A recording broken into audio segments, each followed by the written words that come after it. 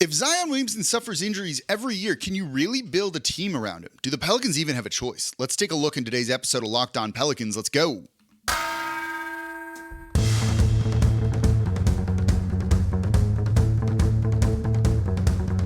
You are Locked On Pelicans, your daily New Orleans Pelicans podcast, part of the Locked On Podcast Network, your team every day.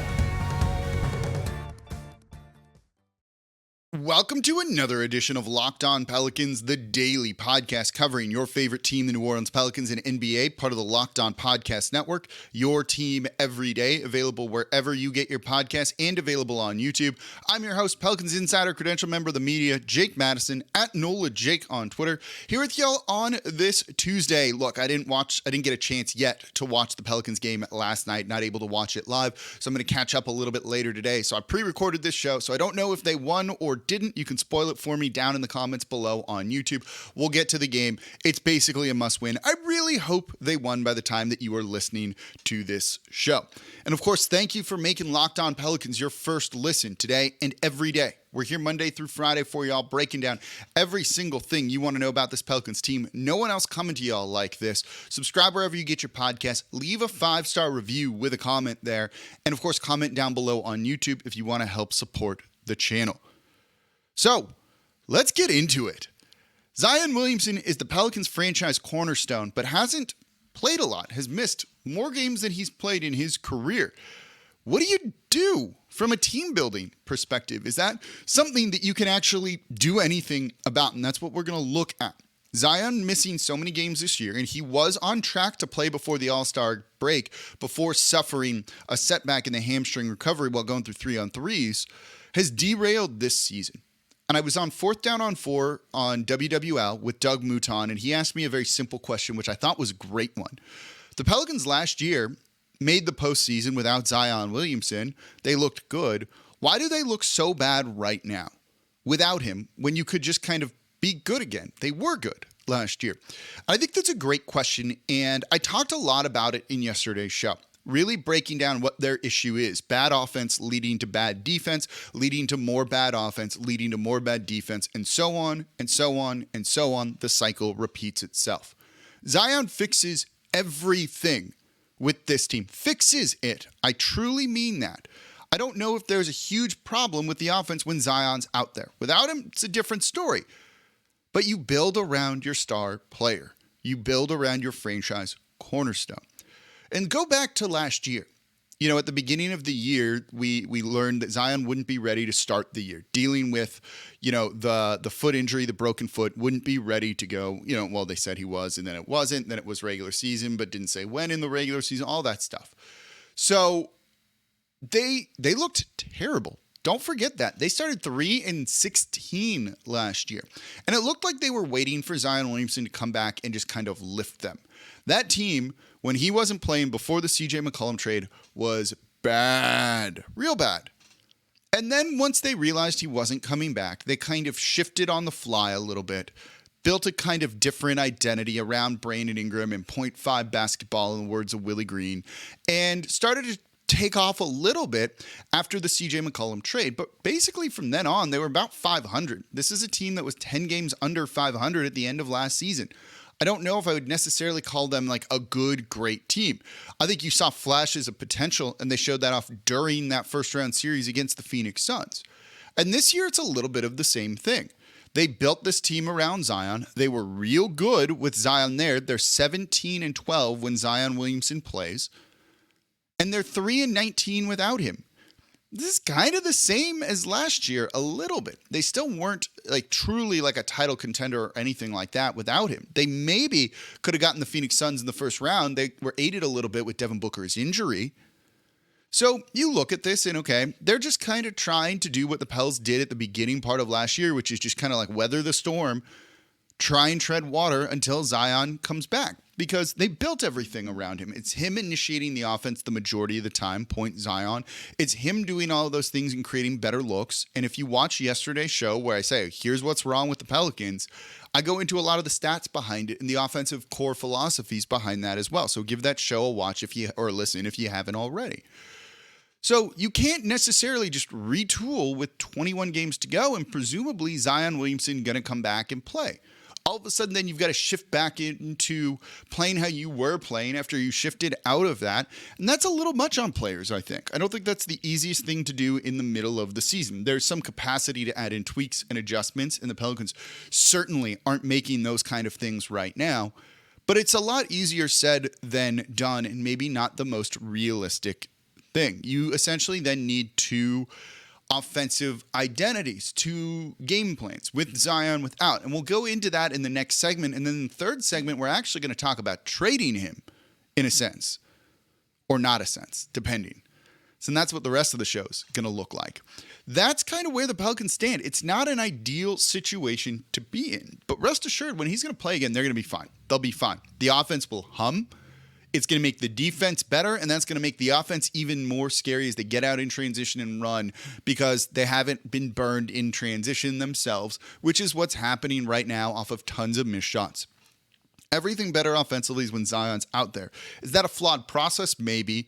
Let's look at that, though, and talk about that coming up here next in today's episode of Locked On Pelicans. Before we do that, though, today's episode of Locked On Pelicans is brought to you by Built Bar. If you're looking for a delicious treat but don't want all the fat and calories, you don't want candy, you know how bad that is for you, then you got to try Built Bar. These bars are so good, they taste like a candy bar. They're all covered in 100% real chocolate, and they come in unbelievable flavors like churro, peanut butter brownie, and coconut almond. You're going to think you're eating a candy bar, and that is not the case. You're actually eating something that's healthy for you, but is also tasty. The macros are great. Only 130 calories, 4 grams of sugar, a whopping 17 grams of protein. And now you don't even need to wait around and get a box delivered to you. You can still do that over at Built.com. There's specials and special flavors there all the time. But you can go to your local Walmart or Sam's Club and walk in and pick up a 4-pack box of cookies and cream, double chocolate, or coconut puffs. You can also get the brownie batter or churro. Any of those. Sam's Club, Walmart, Built.com. Go order them now. Buy them right now. You can thank me later. And thank you for making Locked On Pelicans your first listen today and every day. We're here Monday through Friday for y'all, completely free, available wherever you get your podcasts on YouTube. Part of the Locked On Podcast Network, your team every day. For your second listen, go check out Locked On Saints. Please tell me Carson frickin' Wentz isn't going to be the QB for the black and gold next year. Ross Jackson breaking down everything. I'm going to listen to that because I'm going to call that dude if he's like, yeah, they should go after Carson Wentz, because no. Please let him know in the comments down below on YouTube that you don't want Carson Wentz as the QB of the Saints. Please. I think he's going to agree with that. But let's make sure and listen to Locked On Saints as our second listen to make sure that he's on the same page as us. And today we're talking about Zion Williamson. Can you build a team around him when he's missing time? And I think that's a big question the Pelicans are going to have to at least consider this offseason. Their season was going great. Third in the West, holding steady at third in the West, even without Brandon Ingram. And now all of a sudden, 10th in the West, and they are only one game up in the loss column on the Los Angeles Lakers. They're one game up on the Lakers overall. Not ideal, all things considered. We want to definitely be better than the Los Angeles Lakers. And it's because Zion's not playing. Brandon Ingram's doing a good job. And the rest of the players just aren't stepping up during this time. But Zion really does fix things. But if he doesn't play, does it do you any good? And in 3 of his 4 years in the NBA, he's missed significant time. Missed more than half of his rookie year, his freshman, missed more than half of the season, his rookie year. There we go. Second year in 2020-21, when he was an all-star starter, played 80% of the games. So you have a good track record there, but then didn't play last season. And right now has only played 29 games out of all that the Pelicans have played. That's not a really easy thing to do. They've played 55 games and he's played 29 of them. No, they've played 61 games and he's played 29 of them. So he's played in less than half of them. That's rough. That's rough. There's no other way to say it. The good news is there is one season of good health. You know, when you look at these injuries, there's some minor connections being on kind of the same like leg chain of things, but they're not reoccurring injuries to the same part of his body over and over and over again across multiple years. The fact that the foot's held up this year is great. The fact that his knee has held up from the rookie year is good too. And that gives you some hope, maybe it's false hope, that he can be healthy and you can, rely on him. at some point. And I think you can point to that and say there's no reason that you shouldn't be able to. You know, this season and this injury really does seem like it was just more of a fluke thing. I don't think it's anything to do with the training staff. I don't think there's like anything nefarious really going on. I think it's just bad luck. Truly, truly do. Still sucks, and no one likes to hear bad luck as an explanation for things, but I think it's that. But if you feel you might miss significant time without Zion Williamson, can you run kind of two identities, the Zion offense and the no Zion offense? And I do think that is tough. And this is where the word process will come into play with all of this. Is the Pelicans offense with Zion good, or is Zion just good? And does that mean that without Zion, it all just falls apart? Or could you put in a good offense that Zion is good within that can kind of withstand him not being in there? And this question isn't black or white. I don't know if there's a way to separate the first part of that. Is the offense good, or is Zion just good? Both things can be true. Both things could not be true.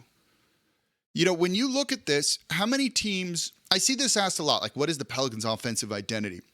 Someone tell me what Boston's offensive identity is. Right now, this season, what is the Warriors' offensive identity? With the Warriors, when they were winning their titles, what was their offensive identity? The Bulls with Michael Jordan, what was their offensive identity? I don't always think those are easy things to do in the NBA. I think the NBA is more about talented players than it is about a system. You saw the big three in San Antonio play multiple different styles, depending on what was needed to get the most out of that team and the rest of the league as a whole too, the rest of the NBA. So I don't think you need to have like a true offensive identity of like, this is what we do. I think you get nebulous concepts like 0.5, and that could mean a number of different things. Does that mean playing fast? Does it mean playing slow but looking for a good shot? Passing the ball, lots of ball movement, but a slow-paced offense? Both those things are true at the same time. So when I see that, I get less concerned about what their offensive identity is, and I just go, they're being carried by their star players or not. I think you can have some concepts around those star players, like more ball movement, more ball screens, more pick and rolls than what the Pelicans do now. But I don't think that building your offense around Zion and what he can do and letting him go and do that thing, those things, is bad. The dude's amazing. The dude is unstoppable. Yeah, put the ball in his hands and let him go and cook. Same thing which we see with Brandon Ingram at times, and it works. And when it doesn't, it doesn't. And when this team falls apart without their best players, like you're going to lose games. They've also won some games without those guys. Remember the big win over the Sacramento Kings? Zion didn't play. Brandon Ingram didn't play. You've seen them get victories and things like that, as every team does. So don't point to the Celtics and be like, well, they've won games when Jason Tatum and Jaylen Brown haven't played. So have the Pelicans. So I don't know if you need to worry and try and run two identities. Just maximize your best players. And they do that when Zion's out there. I don't know if they do that when Zion isn't out there. And Zion makes things a whole lot easier for Brandon Ingram, as we've seen this season. So I think it would be good to try and generate more help from him. And when you want to point the finger at head coach Willie Green, can you say, is he getting the most out of these players right now? Is he maximizing their on-court success or setting them up for success? And I think the answer to that right now is no, not really, with some of the decisions that he's making in terms of starters, in terms of rotations and lineups that he's putting out there. But I don't think you need to have two different identities. I think you need to learn how to play kind of 500 basketball without Zion Williamson, which this team should be able to do. What they were doing last year with Brandon Ingram, CJ McCollum, and Valanciunas wasn't revolutionary. They're getting the ball to JV when they needed to get the ball to JV, who's an afterthought this season. BI was cooking. CJ was hitting shots. He's struggling a little bit right now. Talked about the ligament injury in his right hand, his shooting hand, yesterday after practice, depending on when you're listening to this. So it's just hard to win without a player as talented as that. You saw the Brooklyn Nets really struggle without Kevin Durant when he was on the team, when they were without Kyrie Irving, and they were losing games then too. And then he came back and they won a bunch of games, and then he left injured again and they lost a bunch of games. Sometimes it's really as simple as that. It's not about running a good offense or a bad offense. It's about running just like your guys and then being out there on the court. The Sacramento Kings have been great this season. They are, kind of surprise darling of the league in a sense. They're 35-25. They're a game out of second in the West. They've had the best injury luck. They've been like the healthiest team all season long. Yeah, they're going to do well. Same for Denver, has been very healthy all year long. And the Memphis Grizzlies, who are fading a bit, have struggled with some injuries. So you look at these teams, and none of this is like Sacramento is just running a great offense all the time. It's their best players are out there, and they're doing their thing, and their offense is good because of that. But when you remove those guys, well, they lose to a team that didn't play Brandon Ingram or Zion Williamson while they were on the road. And none of that is a shock to me. When De'Aaron Fox didn't play in that one, when Sabonis was limited in that one, you're going to lose games. So I don't think you need to design like kind of two separate offenses. You just need to get your guy back and do the thing and make some little tweaks around the other guys when that player isn't in. And that is something that the Pelicans are not doing right now. But I don't think you need to kind of have on one hand like ready to go with Zion, and then another one where it's like without him, here's the entirely different thing that we are doing. But if you're going to lose more games than you're winning without him, and he's not out there a lot, then what? How do you approach that? That's what we're going to talk about coming up here next in today's episode of Locked On Pelicans. Before we do that, though, today's episode of Locked On Pelicans is brought to you by LinkedIn Jobs. These days, every new potential hire can feel like a high-stakes wager for your small business. You want to be 100% certain that you have access to the best qualified candidates available, and that's why you have to check out LinkedIn Jobs. LinkedIn Jobs helps find the right people for your team faster and for free. So, you want to make sure you get someone in working. It's costing you money. It's going to upset your customers. It's going to bother your other employees too. You can't leave that open. So simple tools like screening questions makes it easy to focus on the candidates with just the right skills and experience, so you quickly prioritize who you'd like to interview and hire. And it's why small businesses rate LinkedIn Jobs #1 in delivering quality hires versus leading competitors. LinkedIn Jobs helps you find the qualified candidates you want to talk to faster. Post your job for free at linkedin.com/LockedOnNBA. That's linkedin.com/LockedOnNBA to post your job for free. Terms and conditions apply. And thank you for making Locked On Pelicans your first listen today and every day. We're here Monday through Friday for y'all, breaking down every single thing you want to know about this team, the good, the bad, and what do you do when Zion Williamson isn't playing games. And now for your second listen, go check out Game to Game NBA. I post a minute video after every single game, usually not after this one because I couldn't watch it. Every host does that. They get all compiled into one show, so you get the home and the away team, the local perspective, something only Locked On can provide. Game to Game on Locked On NBA. It's available on the Odyssey app, YouTube, and wherever you get your podcasts. It's awesome. It's just a great way to catch up on all the games around the league from the night before. Today, we are talking about Zion Williamson and, well, the lack of Zion Williamson and how it's costing the Pelicans games right now. Not that that's breaking news to you. So what do you do about this? What do you do about this? I said, there's reasons to believe he can be healthy, but 3 out of 4 years missing significant time isn't a great track record. And if you don't want to buy into that, he'll play games. I understand it and it's fine. And you just point to the number of games missed. So what do you do? How can you do it from a team building perspective when it just kind of derails everything you're doing and you're not going to necessarily build two different identities? So the first question becomes, do you trade him? Do you trade him? And I think the answer to that is probably no. Because if you do that, it's kind of a bit of a rebuild, I think. And that's mainly because you're not going to get equal value for him in a way that's going to help you kind of be who you want to be. His ceiling is higher than almost any player that you're going to trade for. And look, there was no even talk between the Pelicans and Nets of trading for Kevin Durant after the Kyrie Irving to Dallas deal. I don't really think much was discussed with Zion, including Zion Williamson in a deal for Kevin Durant at all this offseason either. Nothing's been reported on that whatsoever. And trust me, that would have leaked. So I don't think they were actively looking to move him, and maybe those other teams wouldn't even have been interested in him in the first place. Could you trade him to a team like Minnesota for Karl Anthony Towns? I think they might take a risk on something like that. Is Karl Anthony Towns really going to elevate this team that much? And what's the disparity between them at their best when they're both out there on the court? Towns has missed a ton of games this year, right? I think it's not even close that I'd rather have Zion Williamson over Karl Anthony Towns. You wouldn't be able to get Luka Doncic for Zion Williamson. Could you get Trae Young? Yeah, you could probably get Trae Young for Zion Williamson, I think. But look at what's going on in Atlanta right now. When you look around the league for guys that, you would try and trade him for, you're not getting Jason Tatum.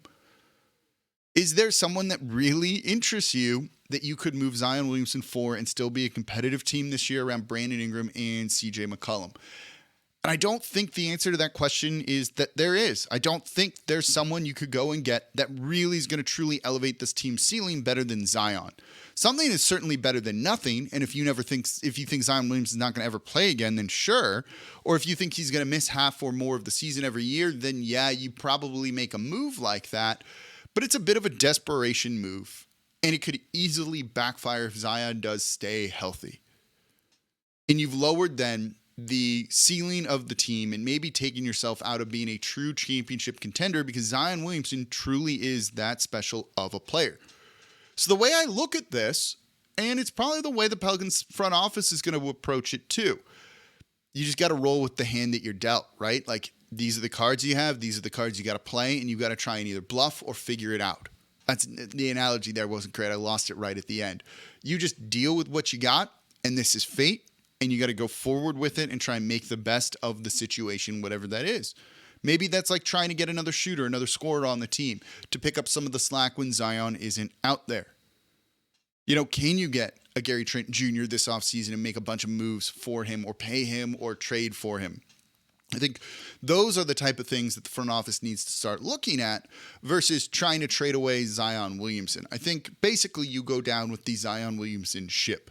Because certainly if you trade him, it more signals you're rebuilding because you're not going to get anywhere close to equal value. And at that point, trade Brandon Ingram and CJ McCollum and kind of do what the Oklahoma City Thunder are doing.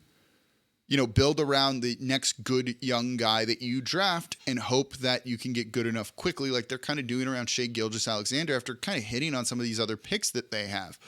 You know, they'd be a playoff team if they had Chet Holmgren this year who's out for the year, who looked good in like one summer league game or something like that, or in the pro-ams or whatever it was that he had played. So I don't think you can trade him. I think you've just got to roll with this, and maybe it's just kind of hope and pray a little bit for good injury luck when it comes to him and try and make sure you've got your training staff right. And I think they do. I don't think there's any reason to think otherwise from that. But you at least need to take a deep, long look at that and if there's anything else that you'd be able to do to try and improve it to keep him out there on the court because this team needs him. And unfortunately, I don't think you can trade him, nor would I want to trade him either. I think he's that talented from what we've seen. You basically just hope that it's another one of those things where he plays 80 games, but that hasn't proven to be the case. And so only time's going to tell. And it could be what kind of defines this era of Pelicans basketball. Let me know what you think. Do you want to try and trade him this offseason just to get a little bit more consistency in place instead? I'm curious what you think. Let me know in the comments down below on YouTube. And that's going to do it for this episode of Locked On Pelicans. Thank you all so much for listening. As always, I'm your host, Jake Madison, at NolaJake on Twitter, and I'll be back with you all tomorrow. We'll talk some of the Magic game once I've caught up. We'll talk about a couple of other things going forward.